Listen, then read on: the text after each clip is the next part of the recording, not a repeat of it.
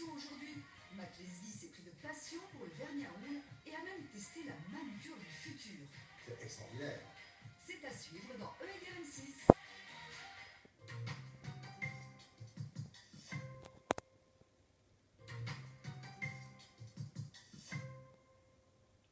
Des millions de femmes et parfois certains hommes se vernissent les ongles et se teignent les cheveux.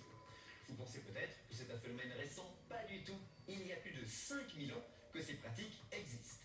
La différence, c'est qu'aujourd'hui, la science a inventé des produits toujours plus résistants et pratiques pour nous rendre plus beaux. Vernis à ongles, teinture pour cheveux, de quoi sont-ils composés? Que nous préparent les spécialistes? J'ai testé une imprimante à ongles révolutionnaire. Reportage de Morgane Champommier et Marion Lecomte-Guérino. Changer de couleur de cheveux ou de vernis à ongles, rien de plus facile. Aujourd'hui, toutes les couleurs existent. Mais si leur invention a été une véritable révolution dans le domaine de la beauté, comment faisait-on avant? Et comment ferons-nous demain? Réponse des scientifiques. Aujourd'hui, une Française possède en moyenne 5 vernis à ongles. Mais cette coquetterie ne date pas d'hier. Elle est vieille de 5000 ans. On trouve des traces en Inde, on trouve des traces en Chine, on trouve des traces en Italie, en Grèce, un peu partout. C'est une pratique qui était assez communément répandue. Et à l'époque, pour colorer les ongles, on utilisait des plantes riches en pigments et un peu d'eau. Et pour les rendre brillants, rien de mieux que du blanc d'œuf. Des recettes archaïques comparées à la chimie complexe de nos vernis modernes. En effet, dans ces jolis flacons se cache un ingrédient inattendu. Alors, l'histoire étonnante du vernis qu'on connaît aujourd'hui, c'est en fait de la poudre à canon qui va devenir de la peinture automobile et qui devient un produit de maquillage et de beauté. Tout commence aux États-Unis en 1920. Après la guerre, les scientifiques découvrent qu'un des composants de la poudre à canon permet de produire un film résistant et brillant. C'est la nitrocellulose. Très vite, on s'en sert pour faire de la peinture automobile. De la carrosserie à nos ongles, il n'y avait qu'un pas à franchir. Un jour, quelqu'un va avoir l'idée d'utiliser de la peinture automobile pour colorer les ongles. Cette personne, c'est une esthéticienne française qui s'appelle Michel Menard, qui a cette idée-là. Mais si l'idée est française, c'est un Canadien, Charles Revson, qui va créer le premier vrai vernis à ongles. Les stars de cinéma, les ménagères, tout le monde l'adopte. Aujourd'hui, 7 millions de Françaises y sont accros. Mais alors, aujourd'hui, de quoi est composé notre vernis? Pour le savoir, Mac Lesguy a rendez-vous avec Christine Shostakov, cosmétologue. Bonjour Christine. Bonjour. Aujourd'hui, Mac va fabriquer un vernis et découvrir sa chimie étonnante. Alors Christine, premier ingrédient. Alors, premier ingrédient, la nitrocellulose. Nitrocellulose, qu'est-ce que c'est? C'est un ingrédient qui est un dérivé de la poudre à canon et qui permet au vernis à ongles de lui donner son côté filmogène, c'est-à-dire sa brillance et son adhérence. Et oui, on utilise toujours aujourd'hui la nitrocellulose, ce composant de la poudre à canon pour fabriquer nos vernis. De la poudre à canon? Ça va pas exploser. Non, ça va pas exploser, donc tout va bien. Donc, nitrocellulose.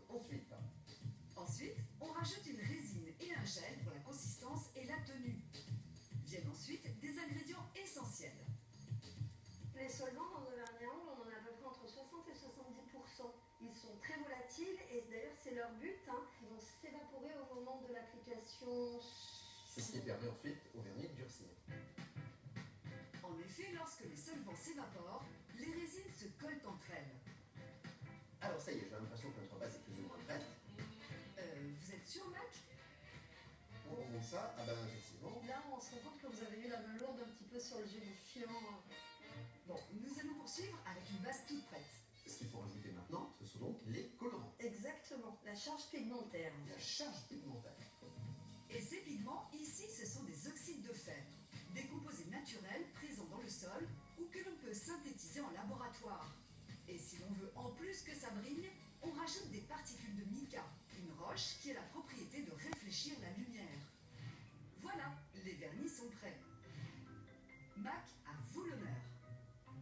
Jamais je vernis les ongles. On fait comme ça? Exactement, vous posez, vous tirez et vous appliquez bien. Ah dis donc, c'est un métier, hein? Incroyable. Alors, résultat? Alors là, ce qu'on voit très très bien, en revanche, c'est bien la grosse différence entre l'effet plus ou moins laqué, effectivement, avec une brillance simple, Parce que là, c'est beaucoup plus compliqué, hein. On voit très bien que les filles réfléchissant. Christine, je ne savais absolument pas qu'on mettait tout ça dans un vernis, et puis je viens de découvrir que la pose aussi, c'est tout un art. Et oui, Mac, on voit que vous manquez de pratique. Mais vous allez voir qu'il existe un moyen beaucoup plus simple pour décorer ses ongles. Direction un bar à ongles où une machine révolutionnaire vous attend. Est-ce que vous connaissez la station de décoration? Non, qu'est-ce que c'est? Je pense qu'il faut que vous fassiez l'expérience. Avec plaisir. Et l'inventeur de cette machine, c'est lui, Alexandre Le Gallet. Mais avant de la tester, il faut appliquer un étrange vernis transparent qu'on appelle le primer. Et vous allez voir qu'il est essentiel. Maintenant, il ne reste plus qu'à choisir ce que vous voulez faire. Grâce à une application sur smartphone, vous pouvez choisir les photos et les motifs qui vous plaisent. Dans votre cas, j'ai prévu le logo de Egan Kiss. Oh, mais ça c'est gentil. Et pour le deuxième ongle, je pensais à faire une photo de vous. Ah, bah avec plaisir. Rien de plus facile. En un clic, la photo est envoyée vers la machine. Vous bougez plus. Et 30 secondes plus tard, Et voilà le résultat.